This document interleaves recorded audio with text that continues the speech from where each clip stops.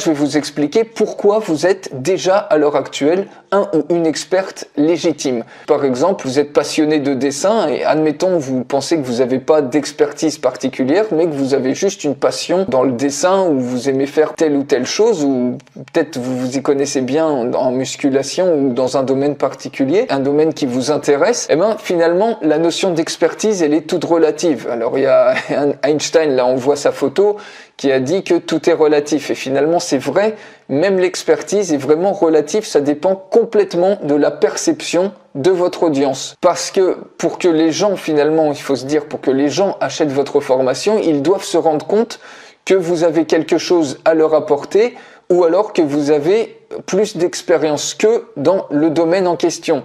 Et s'ils savent ça, alors à ce moment-là, ils vont vous percevoir comme étant un expert par rapport à eux, par rapport à ceux qu'ils savent, puisque vous en saurez plus sur ce sujet-là que ne le savent. Vous maîtriserez mieux le sujet qu'eux-mêmes, et à partir du moment où vous maîtrisez mieux le sujet qu'une autre personne en face de vous, vous êtes considéré comme un ou une experte par cette personne en question. Donc finalement, vous voyez qu'il n'y a pas besoin d'avoir une liste interminable de diplômes, de doctorats, etc. pour être un expert, parce que de toute façon, c'est relatif par rapport à une audience. Il faut se dire que même un expert, imaginez vous prenez le plus grand, je sais pas, un grand chercheur qui a plein de diplômes, eh ben, il ne maîtrise, même lui, même cette personne-là ne maîtrise pas tout et il trouvera toujours quelqu'un qui va être meilleur qu'elle. Donc, vous voyez que c'est toujours relatif, c'est vraiment extrêmement relatif cette notion d'expertise. Et ce qu'il faut savoir aussi, c'est que si vous avez un petit peu plus que quelques mois d'expérience dans un domaine particulier, quel qu'il soit, quelle que soit la thématique, eh ben, ça veut dire que vous êtes déjà considéré comme un expert pour au moins 90% de la population.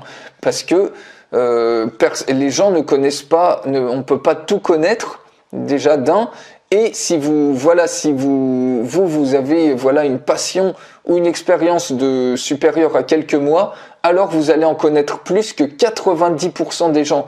Et donc forcément, vous allez être considéré comme un expert par au moins 90% des gens. C'est exactement le même principe que si par exemple vous prenez une thématique donnée, vous lisez les 3 livres de référence dessus, et ben vous en connaîtrez plus que 90% de la population. Donc autant dire que l'audience, c'est clair qu'elle est là et l'expertise, vous pouvez totalement vous considérer comme un expert et donner des conseils en tant qu'expert à toute cette population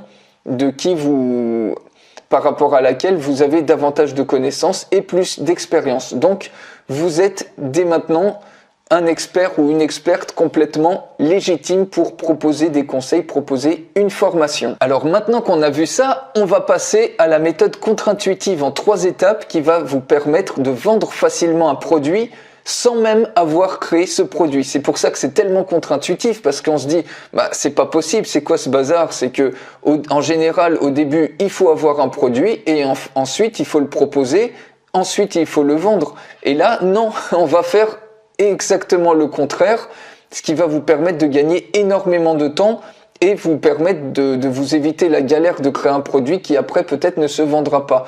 Vous allez voir, c'est une méthode qui est redoutable, donc c'est contre-intuitif parce que ici on va finalement vendre d'abord et on va créer le produit ensuite. Je vous explique ça, c'est en 3 étapes extrêmement simples. Voilà les amis, c'était un très court extrait pour vous donner un aperçu de la formation qui vous permet de faire vos premières ventes en 14 jours, sans produit, sans audience et sans savoir vendre. Donc ça supprime les 3 plus gros problèmes quand on veut se lancer sur le web, c'est vraiment un truc à ne pas rater, surtout si vous voulez démarrer une activité sur le web. Donc cette méthode, elle s'appelle la méthode 14, je vous invite à en découvrir une présentation complète en vidéo. Il suffit pour ça de cliquer sur le lien qui est dans la description de cette vidéo, juste en dessous, et je vous retrouve tout de suite.